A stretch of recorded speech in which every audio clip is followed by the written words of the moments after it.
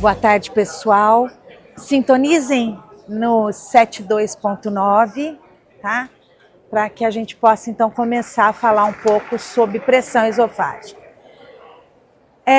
Eu novamente queria apresentar o Dr. Luiz Felipe. Eu acho que ele dispensa qualquer apresentação em termos de currículo, né? Um doutor aí, na autoridade máxima para a gente na ventilação mecânica. Eu acho que vocês já o conhecem das redes sociais.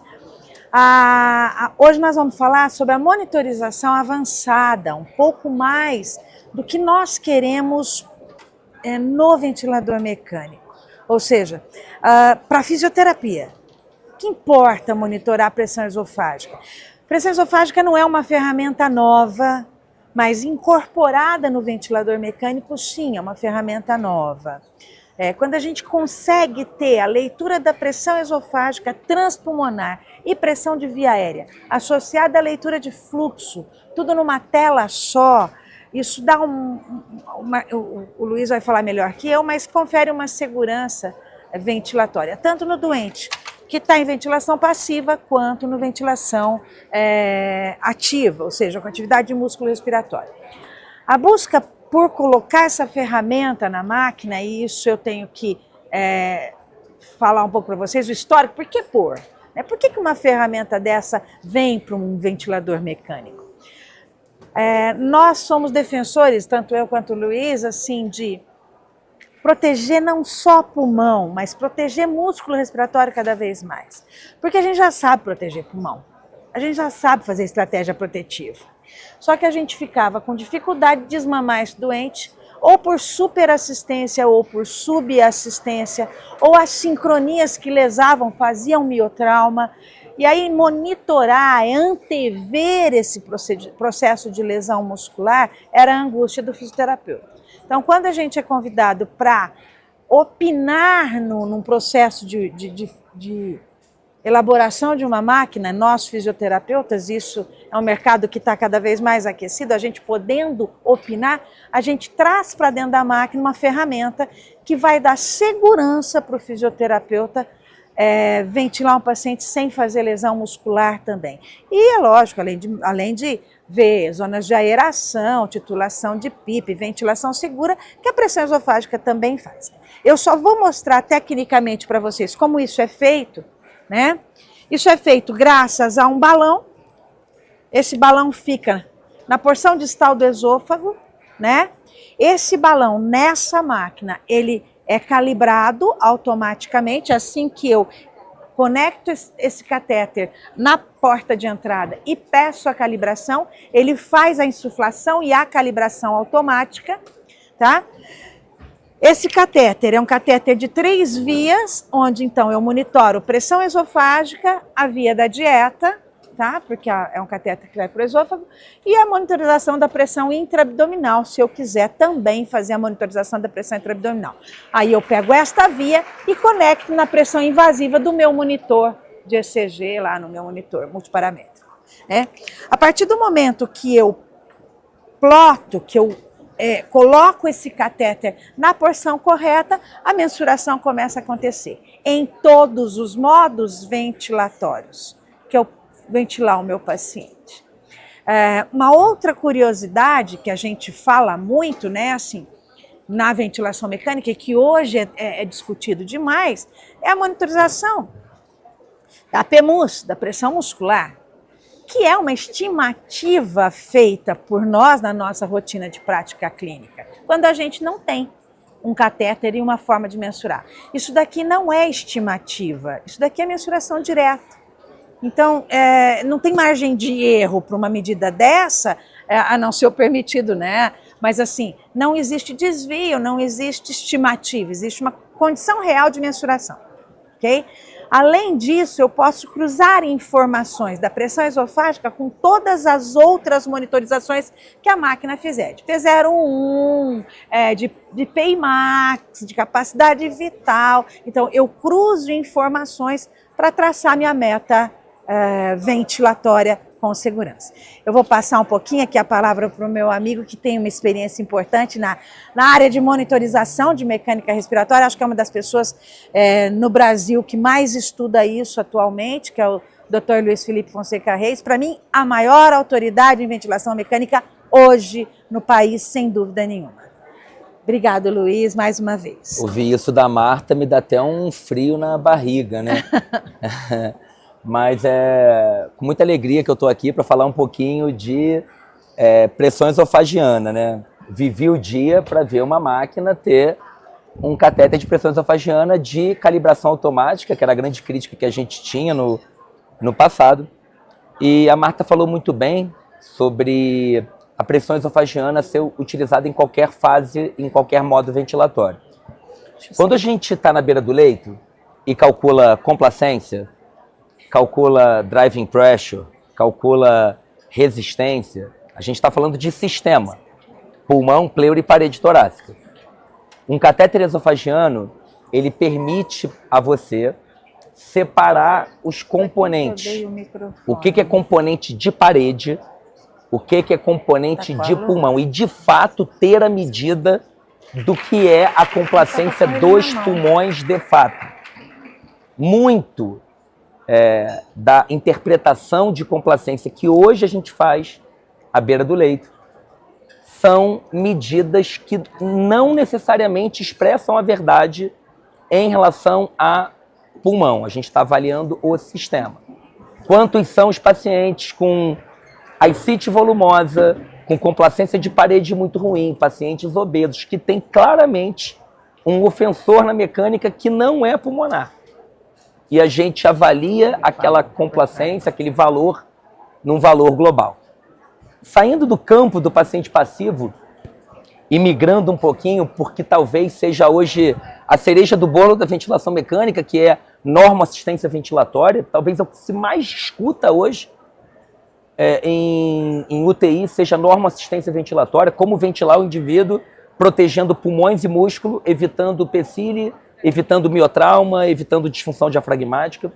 E se eu tenho uma ferramenta que eu saio do campo eu não preciso fazer pausa expiratória, eu não preciso calcular delta POCC, eu não preciso estimar a PMUSC, eu não preciso estimar da estimativa a variação da pressão transpulmonar, que a gente chama de swing de pressão transpulmonar ou pressão transpulmonar dinâmica, porque com catéter esofagiano você consegue medir on time, e na tela do ventilador aparece, tanto a pressão esofagiana quanto a pressão transpulmonar.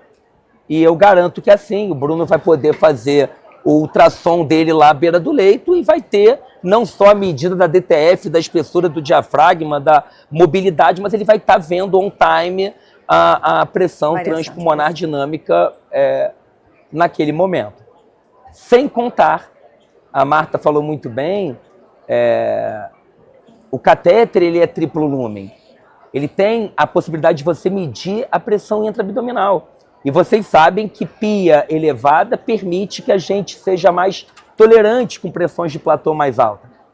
Quando você tem pressão gástrica e pressão esofagiana, você tem a única medida objetiva de força muscular diafragmática que nós temos, que é a medida da pressão transdiafragmática, que é a pressão gástrica menos a pressão esofagiana. Se eu não tenho essa possibilidade, eu vou para o campo da PI máxima, ok, beleza, é útil clinicamente, mas a gente está olhando tudo. Quando eu avalio MIF, quando eu avalio NIF, quando eu avalio pressão transdiafragmática, ou melhor, PI máxima, eu estou avaliando todos os músculos respiratórios em conjunto. Eu não estou isolando o diafragma especificamente. A ultrassonografia você consegue isolar o diafragma. Eu consigo medir o diafragma, mas é uma técnica que também requer um indivíduo operador, é uma técnica que é operador dependente, você precisa de uma boa capacidade de sonação para você ter uma medida fidedigna, e eu não tenho como ter ainda. Em breve, eu acho bastante possível que você tenha incorporação de tecnologia dinâmica para fazer isso, mas hoje você não tem como ter o Bruno 24 horas, ou o Everton 24 horas fazendo a sonação do doente. Em algum momento eles têm que ir no banheiro, né?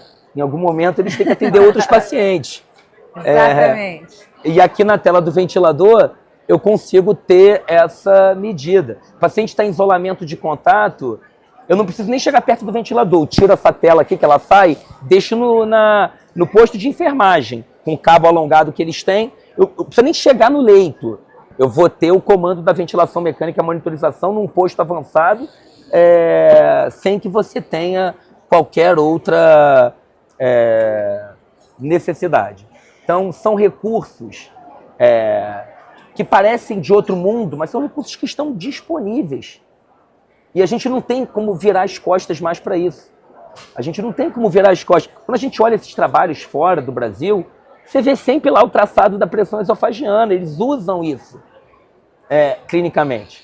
E eu brinco que é bioético, é ético você oferecer para o indivíduo a melhor evidência possível.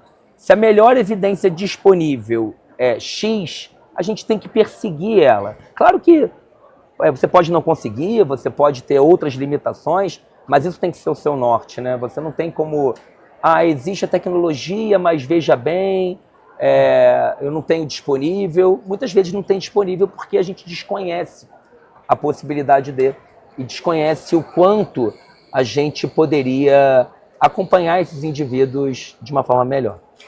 Existe uma gama de trabalhos defendendo antigamente, né? Antiga, recente, 4, 5 anos, o uso da mensuração da pressão esofágica para a otimização da PIP, para efeito de resposta à área de recrutabilidade. E isso vem sendo resgatado. O único cuidado que a gente chama a atenção, né, é que ele primeiro tem que ser feito, se essa for a proposta, usar o catéter de pressão esofágica para ventilação passiva e titulação de pressão de abertura alveolar, que isso seja feito em decúbito alinhado, horizontalizado, para que o catéter consiga pegar a maior área de captação. Porque se você desloca a posição, você consegue pegar uma faixa menor de captação e de mensuração da aeração. Já para atividade de músculo, não tem problema, porque a posição da sonda próxima ao esôfago, ela transfere para a gente uma fidedignidade de variação de pressão independente na ventilação ativa, independente do posicionamento. Agora, posicionamento para ver a aeração pulmonar, necessariamente indivíduo horizontalizado, seja ele em prona ou supina, preferencialmente em supina. Tá? Ainda estudos acontecem na posição prona, mas ainda sem grandes respostas nesse modelo de ajuste ventilatório. E acho que o que a gente tem que falar um pouco quando a gente cruza a informação da pressão transpulmonar, da pressão esofágica, com a pressão da via aérea e o gráfico de fluxo, por exemplo, numa modalidade de fluxo livre, né? Na hora da aeração, você consegue acompanhar em tempo real o movimento da unidade alveolar sendo aberta, sendo recrutada. Sem necessidade de pausa, sem necessidade de submeter o doente a altas pressões sustentadas por tempo, até que você faça uma mensuração de mecânica. Então, parou. Quer dizer que eu titulo uma PIP sem necessidade de ficar fazendo cálculo de complacência? Lógico que sim. Você vai ter a pressão da via aérea cruzada com a pressão pleural e esofágica te informando, olha, o alvéolo já foi aberto, a coisa já aconteceu. Eu acho que um outro detalhe, que daí eu quero provocar o Luiz, né?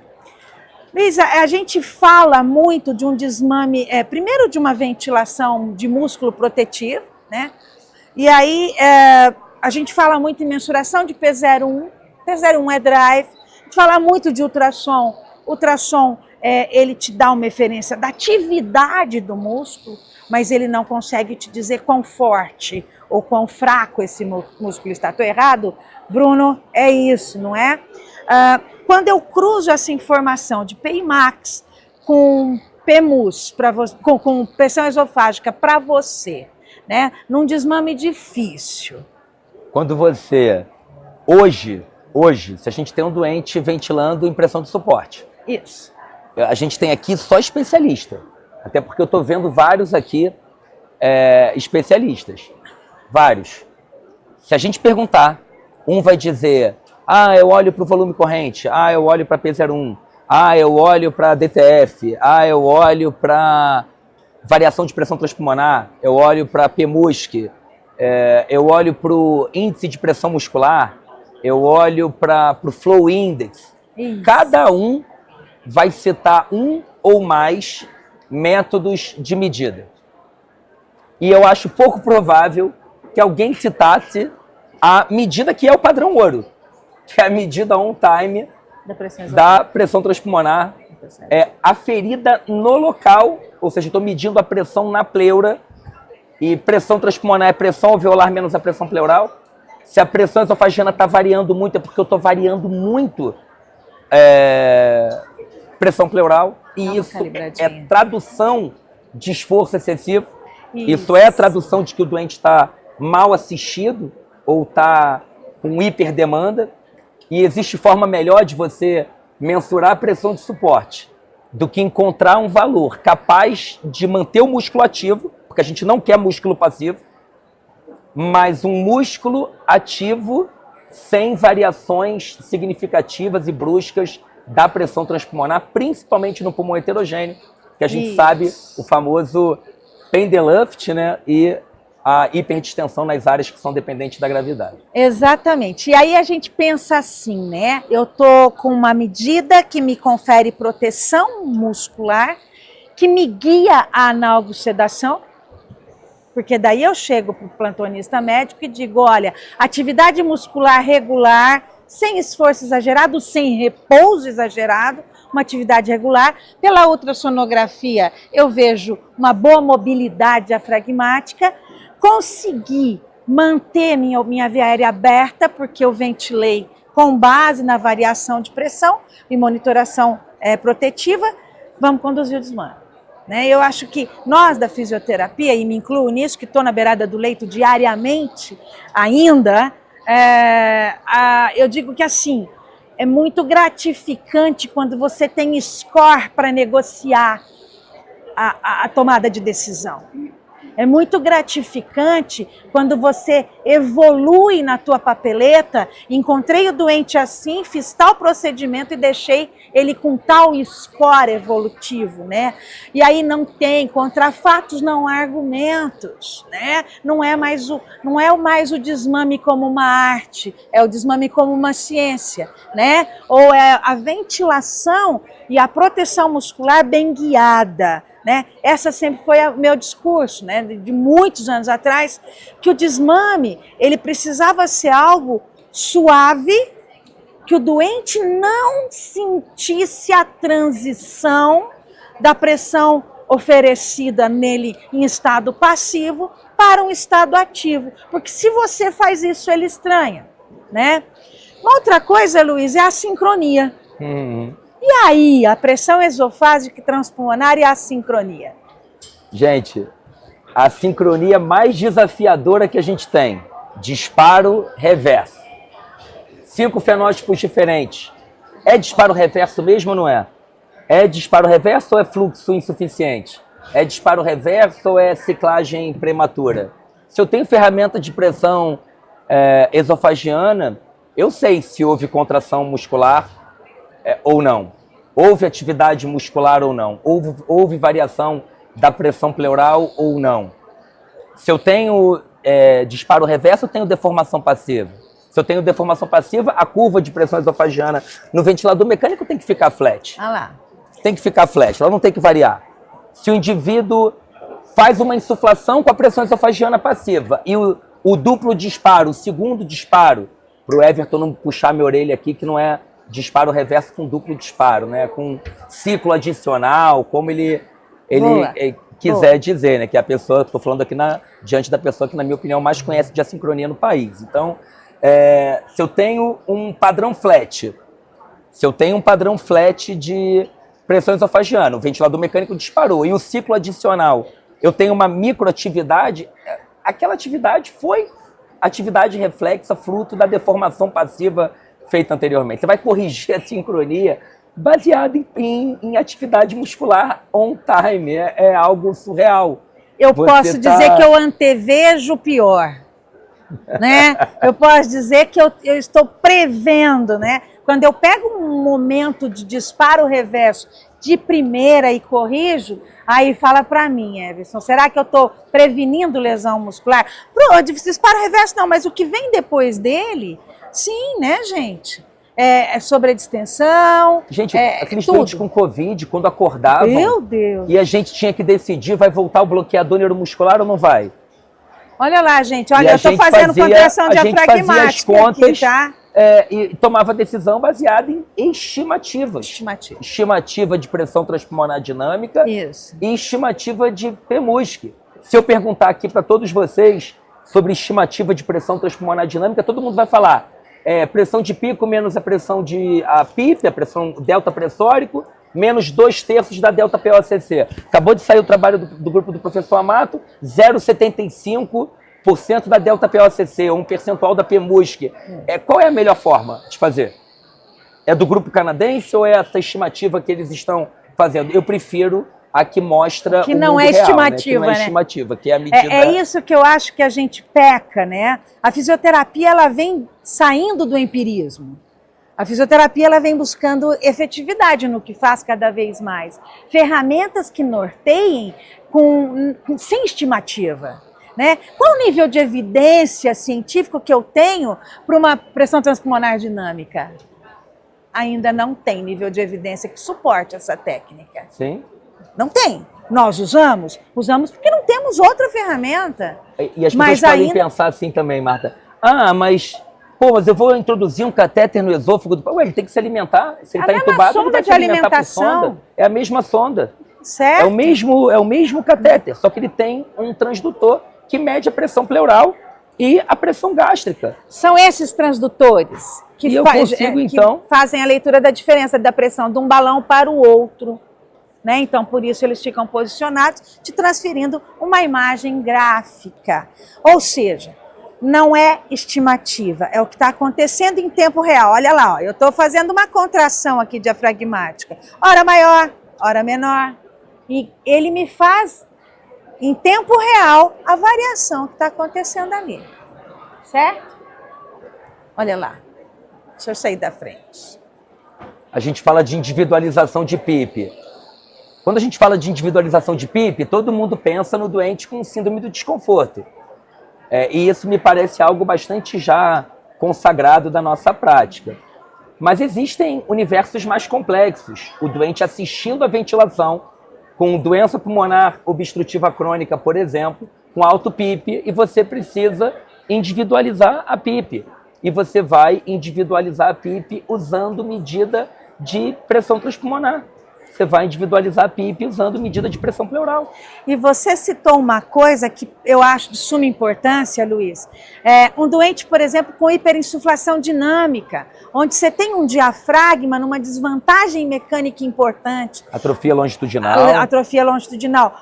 Entender o comportamento dessa fibra muscular para não dar sobrecarga é de extrema importância, porque já que a hiperinsuflação dinâmica, você vai ter pouco controle sobre ela ou quase nenhum controle sobre ela, né? Esse paciente é um paciente crônico, com perda de elastância, e aí, qual o comportamento desse músculo? Porque a gente fica muito preocupado na ventilação de Sara, mas esse é um doente que perde músculo na ventilação, porque ele fica no mínimo 48 horas sedado em ventilação passiva, porque ele fadigou, né? Então, quem é o perfil de paciente que eu preciso fazer essa monitoração? Porque eu não vou ter isso para todo mundo na beirada do leito, né?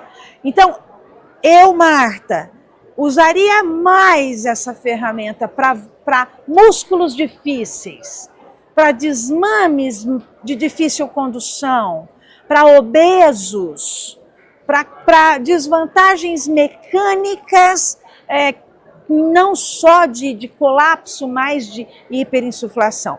Eu acho que o doente que a gente mais tem dificuldade de fazer desmame, né? Um doente com uma lesão muscular importante, uma lesão neuromuscular, mas o doente pulmonar obstrutivo crônico é um doente dificílimo de desmame, pela desvantagem mecânica, e que a gente subestima, né? E aí ele é traqueostomizado, aí ele cronifica na tua unidade, ele aumenta o tempo de hospitalização, porque ele não teve uma proteção e monitorização muscular efetiva. Então eu chamo bastante atenção para essa condição também, né? Eu acho que horas são? É isso? Pessoal, vocês são convidados para um café conosco, nós estamos aí. Abrimos para qualquer pergunta, quem quiser, a gente está aberto aí para responder o que vocês quiserem apontar, para discutir com a gente. Vamos lá.